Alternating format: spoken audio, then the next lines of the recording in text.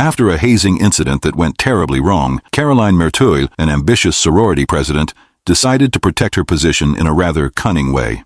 Caroline asked her stepbrother, Lucien Belmont, to seduce the daughter of the Vice President of the United States to secure her power. At the Delta Phi sorority house, the members were rehearsing a special welcome for Caroline. They knew Caroline was their tough future presidential candidate. However, Cece, Caroline's best friend and right-hand woman, firmly stated that their practice was still not good enough. A short while later, Caroline arrived in style after being dropped off by her boyfriend, Rourke. Cece, as usual, began bragging about her plans for recruiting new members, but the other women reminded her of the embarrassing optics incident at last spring's formal event. Flashback to 3 months earlier, Lucien attended the spring formal. He sneaked into the steam room for a secret meeting with Beatrice Worth. Meanwhile, Cece continuously bombarded him with messages, which he casually ignored. After the meeting, Lucien returned to the party and charmed everyone with his laid-back charisma. Beatrice, who was trying to sneak into the exclusive party, was stopped by 2 women because her name wasn't on the guest list. On the other hand, Blaise Powell, one of the Delta Phi members, pulled Lucien aside. With a playful smile, Blaise signaled that he was interested in Lucien. Cece then joined Lucien and Blaise, steering the conversation toward her calculated plans to win the upcoming election. However, the discussion was cut short when Cece noticed Rourke with Jenny Davenport, Caroline's main rival for the sorority president position. Cece immediately informed Caroline. Caroline, who always believed she could get anything she wanted, immediately became heated. The tension between Caroline and Lucien escalated until they ended up arguing. Cece stepped in, trying to defuse the situation by pointing out that the real issue was the suspicious alliance between Rourke and Jenny. However, the problem became even more complicated. Caroline discovered that her boyfriend had secretly witnessed the formal spring hazing ritual, which turned out to be far more brutal than anyone had imagined. One of the members, Scott Russell, even passed out after hitting his head. The incident caused chaos. Caroline realized this could ruin her plans to become president. Dean Sheffield began interrogating anyone who might have been involved in the illegal hazing. Meanwhile, Scott's father, Congressman Russell, pressured the university to deliver justice. However, Scott claimed he couldn't remember anything about the incident, adding to the mystery. Sheffield eventually announced that all fraternities and sororities would be placed on probation. Campus security was also tightened, especially with the vice president's daughter's birth approaching. Off-campus, Congressman Russell considered supporting federal anti-hazing legislation to ensure similar incidents wouldn't happen again. On the other hand, Claudia Merteuil, Caroline's stepmother, met Lucien privately in her car. In a flirtatious tone, Claudia discussed their future. She even admitted that, despite being his stepmother, she had always had a special attraction to Lucien, making the situation even more complicated and full of intrigue. After dropping Lucien off at the Delta Phi house, Claudia drove away, leaving him to handle the sororities matters. Inside, Caroline was chatting with Cece about Annie Grover, the vice president's daughter, who was the talk of the moment. As they talked, Lucien suddenly appeared and casually began taking off his clothes, prompting Caroline to urge Cece to leave the room immediately. While showering, Lucien listened to Caroline talk about her plan to get closer to Annie. However, his usual indifferent attitude made it seem like he didn't care. Caroline, speaking seriously, explained that she wanted Annie to join Delta Phi. Why? If the vice president's daughter were part of their sorority, the school wouldn't dare shut it down, no matter what happened. Caroline then asked Lucien to help convince Annie to join. With a sly smile, Lucien asked, "What's in it for me?" Caroline, knowing her stepbrother's weaknesses, promised that if he succeeded, she would give him something he had always wanted, her. Sometime later, Annie arrived on campus. When she saw Lucien, she gave him a small smile. It was clear they knew each other. Meanwhile, Cece met Professor Hank Chadwick in his office. Professor Hank looked confused as he watched Cece rummage through his things. Cece introduced herself as his new teaching assistant, mentioning that she knew Professor Chadwick was the only one with over 100 students and no assistant. At first, Chadwick refused, but Cece managed to convince him by offering to cut his workload in half. Meanwhile, Blaise and Scott were lounging on a bed. Blaise showed Scott a notebook filled with carefully written stories that he kept tightly guarded. Blaise told Scott that he didn't trust him enough yet to let him read it. Blaise also mentioned that they could use the notebook to track down who was responsible for last year's hazing and get revenge. However, Scott, still suffering from amnesia from that night, dismissed it as unimportant since he couldn't remember anything at all. Elsewhere, Annie was talking to her mother on the phone when Lucien approached her to introduce himself. However, Sandy, Annie's personal security officer, immediately stepped in to stop him. Annie calmly said it was fine, but made it clear that she knew Lucien's reputation and explicitly stated that she wasn't interested in having any kind of relationship with him. Caroline then confronted Rourke, demanding an explanation for why he never showed up when he promised to. She also brought up last year's incident involving Scott. However, Rourke firmly denied everything, leaving Caroline even more frustrated. Caroline told him that she wasn't going to protect him anymore because the sorority's survival was at stake. Rourke only laughed mockingly, dismissing Caroline's authority. Angry, Rourke went to Blay and demanded that Caroline be removed from the Delta Phi house, but Blay sided with Caroline instead. The situation escalated when Lucien arrived, and Rourke pressed him to hand over the safe key. Rourke believed he could find an important book inside, but when the safe was opened, the book was missing. Losing control, Rourke attacked Lucien. Witnessing the chaos, Caroline decided to take action. She called campus police and asked them to come to the Alpha Gamma house to handle the situation. The fight was eventually broken up by campus police, and Rourke was taken away. Scott, still disoriented, began piecing things together and realized that Rourke might have been the one who threw the beer can at him last year. Meanwhile, Lucien talked to his stepsister Caroline about Rourke's downfall. Lucien remarked that Annie could be his if he wanted her. On the other hand, Cece shared the news that Annie didn't attend the Sigma event yesterday, which they considered good news. However, concerns arose because Beatrice's article portrayed their sorority in an extremely negative light. Caroline immediately instructed Lucien to use Beatrice to get closer to Annie. In Annie's room, Beatrice began explaining the Greek system on campus, how these groups dominated the school, with some being worse than others. When Annie saw Lucien waiting outside, she decided not to approach him. Instead, Annie asked her friend what she needed to know about the guy. The night of the Delta Phi event arrived. Caroline met with the members and explained that the vote that evening would determine who received an invitation to President's Night. Cece began reviewing the candidates, many of whom had ties to Lucien, which only complicated matters. When it was Annie's turn, Caroline and Cece were shocked to see the unanimous results officially inviting Annie to President's Night. A few days later, Caroline received a call from Claudia.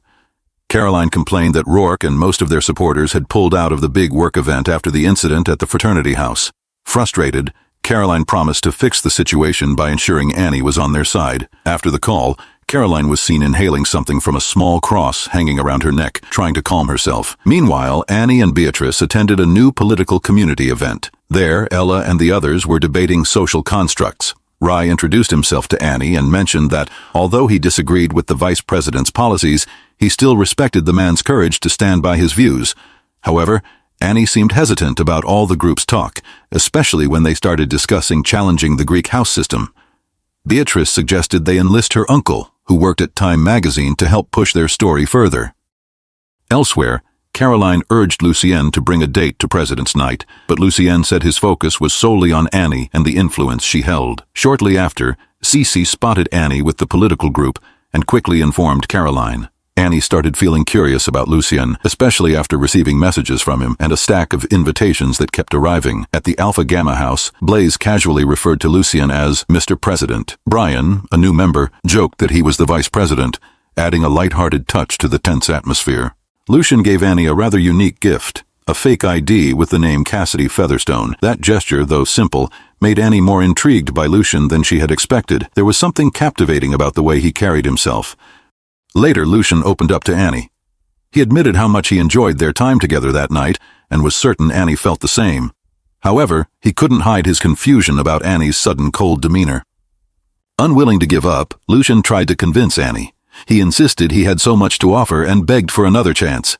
He even promised to do whatever Annie asked of him. As President's Night approached, Annie finally asked cautiously if Lucien was willing to go along with her plan.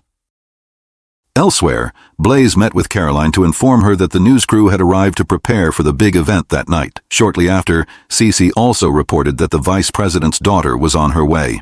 Caroline stepped outside, standing in front of the waiting crowd. With confidence, she declared that the night would mark the beginning of a new era of leadership. However, the situation suddenly shifted when protesters showed up, demanding an end to the construction of Greek houses. In the midst of the chaos, Annie and Lucien were seen supporting the protesters. Nevertheless, Caroline remained composed, showing her commitment to the evening's plans despite the escalating tensions. The next day, Cece read an article mentioning Annie's involvement in the protest, which had sparked an anti-Greek movement. Caroline quickly dismissed the news as fake, confidently telling Cece that she still had full control of the situation. During a meeting with the Delta Phi members, Caroline lost her temper. Frustrated by the circumstances, she smashed her phone before storming off in barely contained anger. Meanwhile, Beatrice met with Annie and praised her for making such a strong impression so far. However, Annie seemed troubled by the negative reactions to the article. Lucien then approached Annie to talk. After Beatrice left, Annie opened up, admitting that she initially thought the article would help, but instead it drew criticism. Gently, Lucian tried to comfort her, suggesting she not worry too much about what others think and focus more on herself. Elsewhere, Caroline spoke with Blaze about Scott, whom they planned to make the next president of Alpha Gamma. Caroline acknowledged that Scott could be a valuable asset to their plans. After Blaze agreed to help, they began strategizing.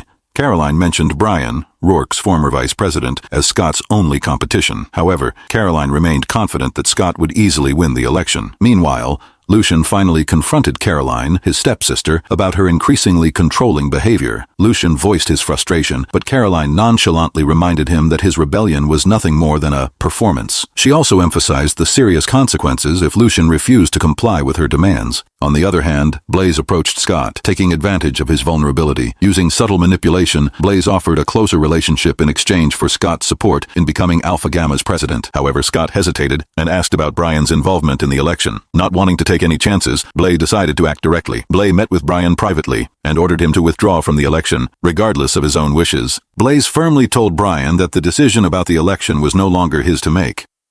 Brian, who initially felt confident in his hard work, tried to assert that he wanted the position for the power, title, and benefits that came with it. But Blaze brushed it off, asserting that none of that mattered anymore. Elsewhere, Annie tried calling her mother for some support, but Lucian interrupted her in the library. Casually, Lucian tried to convince Annie not to dwell too much on the consequences of all the chaos. However, Annie insisted on speaking with a reporter to clear her name. Lucian immediately warned her that it would only make things worse. Frustrated but convinced, Annie eventually decided to trust Lucian's advice. At the same time, Beatrice received exciting news. A reporter from the Manchester Daily contacted her, wanting to follow her activities during the new Political Society Symposium. This thrilled Beatrice immensely. Meanwhile, Cece and Caroline were discussing the upcoming event when Blaze arrived with news about Brian. Blaze explained that Brian was still refusing to withdraw from the election. With a hint of sarcasm, Blaze remarked that only a woman's touch might soften Brian's stubbornness. Caroline instructed Cece to handle the situation, though Cece was initially reluctant as she had to assist Professor Hank Chadwick. Caroline, in her usual assertive manner, dismissed Cece's excuses and convinced her that helping the society was far more important. Finally, Cece agreed. Later, Lucian took Annie to the store to pick up a few things, including some liquor. At the checkout, things got awkward when the cashier asked for Annie's ID. Annie quickly used her fake ID. However, the cashier recognized her as the vice president's daughter. Without hesitation, Lucian quickly fabricated a story, claiming that Annie just happened to resemble someone famous. Lucian added a few extra details to make the lie more convincing, and it worked. Elsewhere, Cece visited Brian to try to gather information. After a few awkward interactions with Brian's team members, Cece called Blaze to report her findings. With a touch of humor, Cece mentioned that Brian had physical advantages. Blaze, ever resourceful, instructed Cece to find a way to use that information to their advantage. Back at Brian's location, Cece pulled off an odd trick with ice, trying to shift the situation in favor of the plan. Meanwhile, Lucian managed to convince Annie to relax for a bit. They decided to go swimming at a pool. For a while, they laughed and had fun until an alarm suddenly went off.